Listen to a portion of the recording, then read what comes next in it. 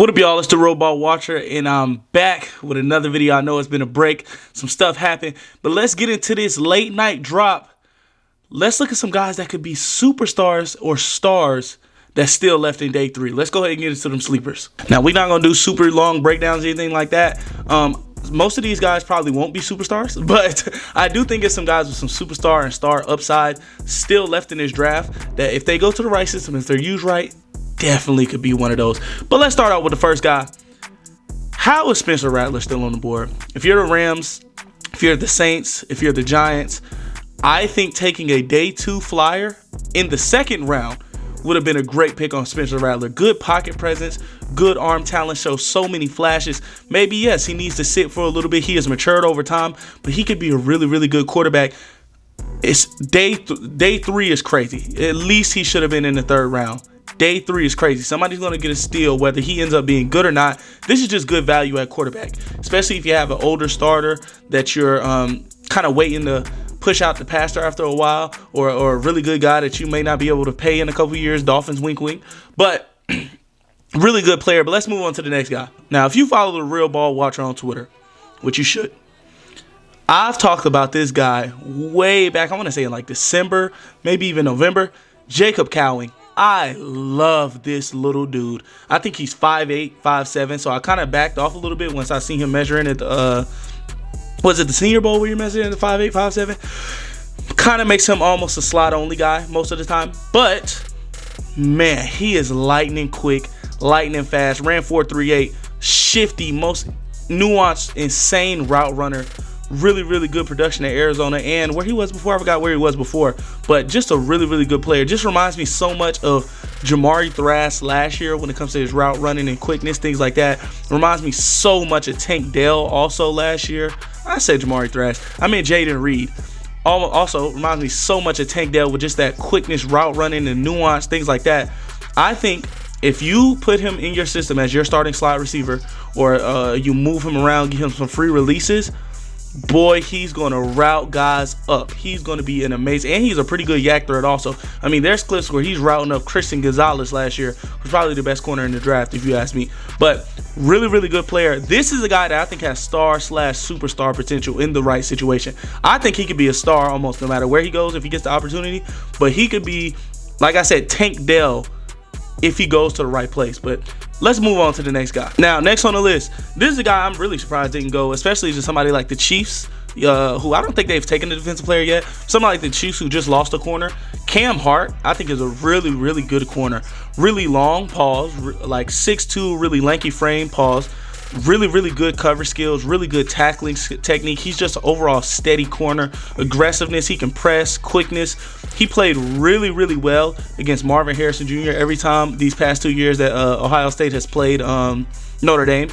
Really, really good corner. I mean, this just reminds me of like a maybe not Trent McDuffie, but a corner that's not really getting talked about as much, except for like the scout draft circles on Twitter, and then goes much higher than he was, and he ends up being really good, like L'Jarius Sneed, like Trent McDuffie. I thought the Chiefs could take him in round 1 or 2, but I think he could be a really, really good corner. If you need a corner left, I think this could be a star corner in the right system, given the right opportunity once again. Another guy with star upside. Him and Jacob Cowling, I love those guys. But let's move on to the next guy. Once again, you got to be tapped in with my Twitter, because I'm not going to make a video for every guy. But the next guy, Mohamed Corra, or Mo Corra from Colorado State. Ugh. This is one of my guys. I think my biggest draft crush was Mike Sanders still. Love Frozone. But Mo Corra is definitely up there. Dog. I think he kind of gets slept on because he's a lot smaller than your average defensive end / edge rusher. But he can win everywhere. Like, he can win with power. He can bull rush you and get into your chest and push you back into the quarterback. He did that a couple times against Colorado and other guys. He can win with speed around the edge. Maybe not super bursty, super first step fast like a Chop Robinson, but still can win with speed off the edge. He can win with swipe move, counter moves to the inside. He has a pass rush tool belt, and I think that's what's most important about these defensive guys coming in that's rushing the passer.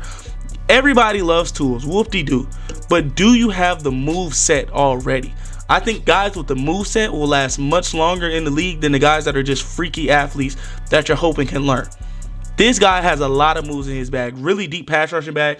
I love Mohamed Corra. I think he had like 10 sacks or 12 sacks the year before and like 9 sacks last year. He just reminds, I think, who was it? Maybe it was Brett Coleman or somebody like that. He reminds me of Shaq Beard, just a guy that was kind of slept on in a smaller school. He's going to come into the league, not really get touted highly in the draft, but just be a really good 7 to 11 sack guy per year. Really, really good edge rusher. I wish he come to the Panthers. I wish the Panthers would draft him, but I don't think they will. I don't think they visited with him, but really, really good edge player. I think he might be the best edge left on the board. Simple. All right, next we're going to go to the interior. Actually, we're going to talk about Leonard Taylor. I want to say he went to Florida. Yeah, Leonard Taylor. This was a guy who coming into the year, super highly touted. I mean, up there with, what's bro name that just got drafted? Jerzon Newton. Up there with Jerzon Newton. Up there with Brian Murphy. In that kind of conversations, just because he's such a smaller defensive tackle, kind of like Jerzon Newton is, and we see he fell. Smaller defensive tackle, I think that's why he fell. Also, he's just super fast, really good get off. I think he needs to improve his moveset also, but he can win with the bull rush and power sometimes. He also needs to work on getting off blocks more.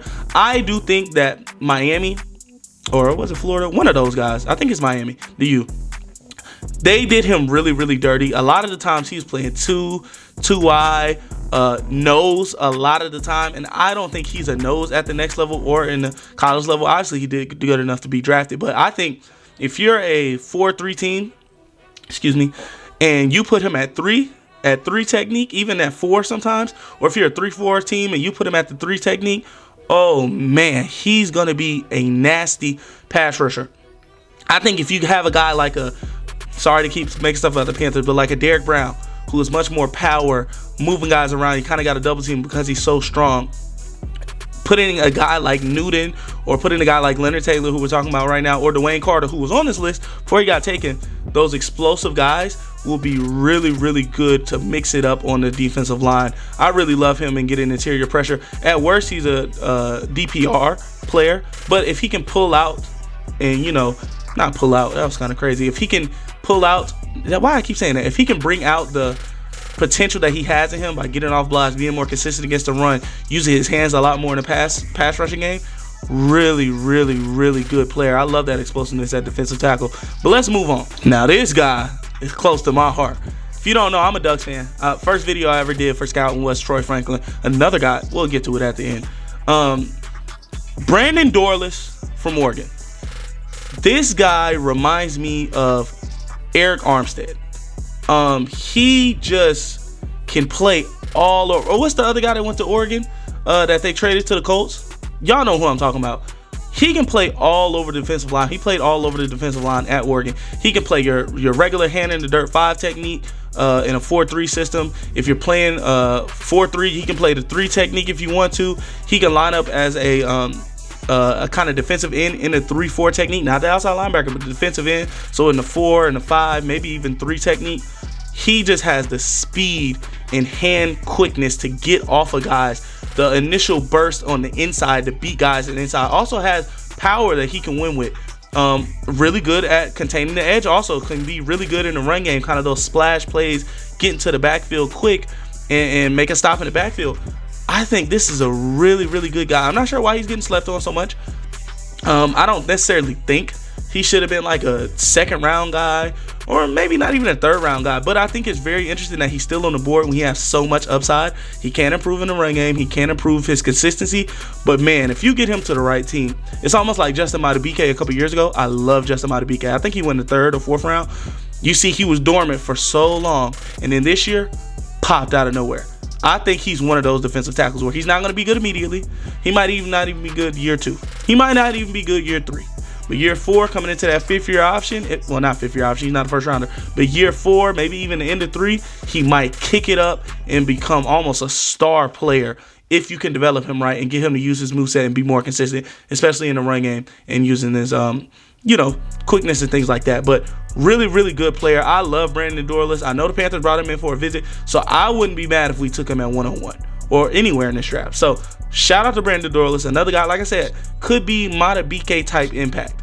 That type of player. Not saying they play the same way, but could be Madubuike type impact in that career path. But I love Brandon Dorlus. Sko Ducks. Now here is another guy I love. Malik Mustafa. I mean a headhunter. I love a guy who just wanted to come down and knock, what's that thing? Knock a nigga shit loose. Bleep that out.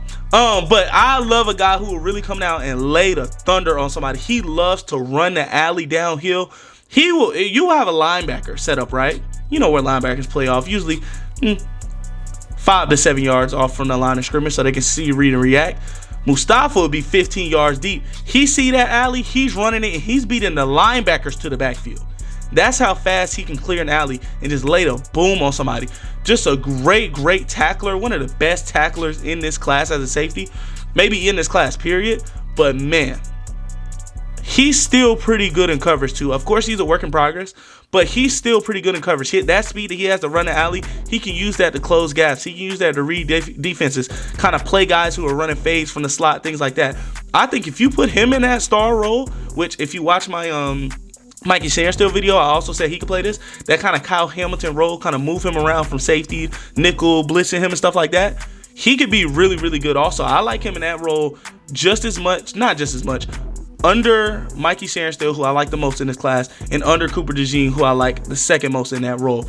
Really good player. Really slept on safety. I don't know if there's many safeties that went before him that are better. I consider Mike Sainstill a safety because, like I said, he kind of that Kyle Hamilton role, which I think Mustafa will play.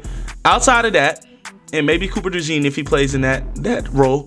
Outside of that, it's not many guys that I can say is clear cut better than Malik Mustafa. This is another guy who may have star upside. If not, still going to be a really good player, kind of like a Von Bell-esque, Xavier Woods-esque type player, impact type player. But I love Malik Mustafa, man. I wish the Panthers could have got Mikey Sainstill, but this would be an amazing compensation for missing out on him. But let's get into the next guy. Next guy was a guy that I came to late into the class. I didn't do a lot of running back evals because y'all hate running backs for some reason. But this is a guy that I got to really late in the class. Kamani Vidal. He's like a power runner with breakaway speed. Like, he has home run hitting speed, but his yards after contact are something insane. I can't remember off the top of my head what the stats are. It's 12 o'clock at night, y'all. I'm putting this video out probably super duper late.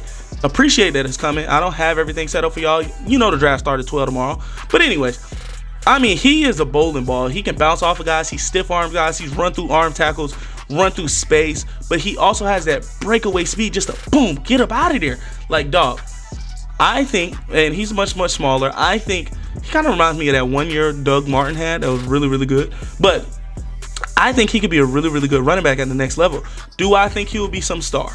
I don't know, maybe not. But I think he could be a good contributor on the team and one of those guys that are like a fan favorite. Like, man, I wish we can get him the ball more because he's really good whenever he touches the ball. Really good RB2, maybe even a mid-tier RB1. And getting him in day 3 would be really good. I don't know how late he'll go, maybe the 6th, maybe even the 7th. But if he's taking it in round 4, I wouldn't be mad. That's how good he is. But I like Kamani Vidal. I like what he shows on this film. Really good player. Stop hating on running backs. Shout out to Panthers for drafting the best running. Let me not say that because y'all know I love Trey Benson. Could be the best running back in the class. We'll see. I love Jonathan Brooks too also. But I didn't get to do his full eval. I kind of watched him in passing because once again, y'all don't watch running back videos. Y'all hate them. But let's get into the next guy. Probably going to be the last guy on this list. All right. Clemson fans, stand up. We're going back to South Carolina. Shout out to Spencer Rattler at the top. We're going to end it at the bottom of South Carolina once again. Clemson had a 5-star recruit named Xavier Thomas that came there, that went to Clemson and never stayed healthy. But man, this guy is nice. He's a really good athlete. I wish it was a little bit more bend in his hips, things like that. But he's really fast on the outside. Really good first step, uses his hands. He surprisingly had a decent amount of pass rush moves for a guy that is so lowly regarded. I didn't hear anybody talking about him, which I understand because of injury concerns. He's consistently injured, and we've seen guys in this draft who have dropped because of how injured that they are.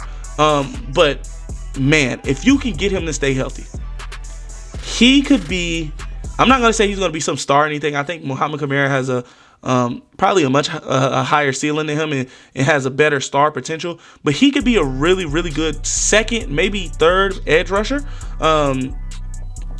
Almost like a I'm trying to think of somebody that's not overrating him, because I was gonna say Alex Highsmith, but that may be overrating him a little bit too much. But you're gonna get a really, really good edge rusher, maybe a 5 to 7 sack a year type of guy. Getting him in the 5th, 6th, 7th round, that's a hit on a pick.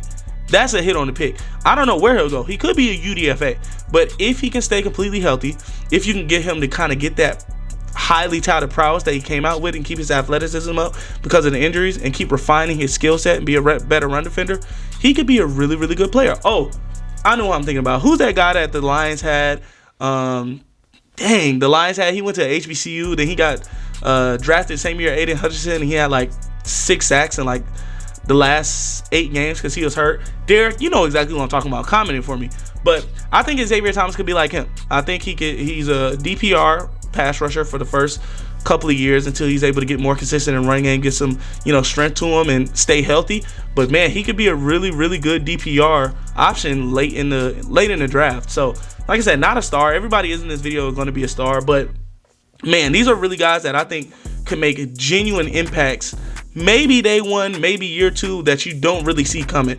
But yeah, so let's get into a list of guys that I think makes no effing sense that they're still available. All right, let's get into it. This is probably not going to have a whole bunch of film to it because a lot of these guys are already covered in the video, and a lot of these guys was kind of redundant with the guys I already put on here, and I like those guys a little bit better. But first guy, I've done a video on this guy. First video on my channel, I talked about why is Troy Franklin still available. I don't care about the lack of ball skills that he had this year. He was really, really good the year before. I don't care about the slender frame. He's really, really fast. He should have been taken in the 3rd round. There's no reason Luka McCaffrey should have been taken before Troy Franklin. I'm not sure what's going on. Just did a video on this guy, my last video 2 weeks ago. Why is Javon Baker still available? Okay, doesn't have to be a 2nd round draft pick, but there's no way that you can tell me with a straight face Luke McCaffrey, Roman Wilson, and maybe even I'm willing to put Jalen McMillan are better than Javon Baker. I watched the film. He's not better than him. If Ricky Pearsall, which I liked, I did a video on him also. If Ricky Pearsall can be a 1st round pick, there's no reason the end of the 2nd round, mid-2nd round, hell, even early, because Jalen Polk went early. Javon Baker shouldn't have been gone. He should have been taken by now. Also, shout out to these guys. I really like these guys.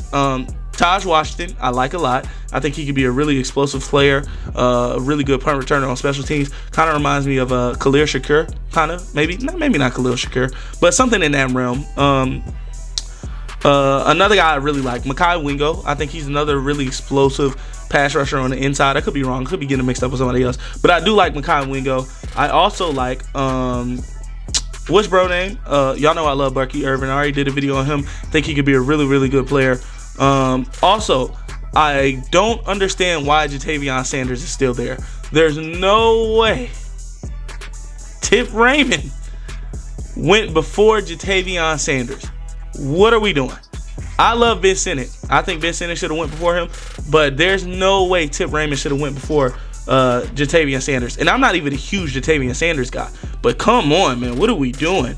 Another guy I love, Malik Washington. I just think he's kind of redundant. I think Taj, Malik, Ania Smith, another guy I really like. I think those guys are kind of redundant with Jacob Cowling being those mostly slot only guys. But Malik Washington is really good. I mean, he was the heart and soul of that Virginia. Was it Virginia? Yeah, Virginia's offense. I mean, if they had him and Dontavion Wicks on the same team last year, ooh, that would have been a nasty offense in the ACC. But I love Malik Washington. Really, really good yak. Really, really good catch radius and focus when he's catching the ball.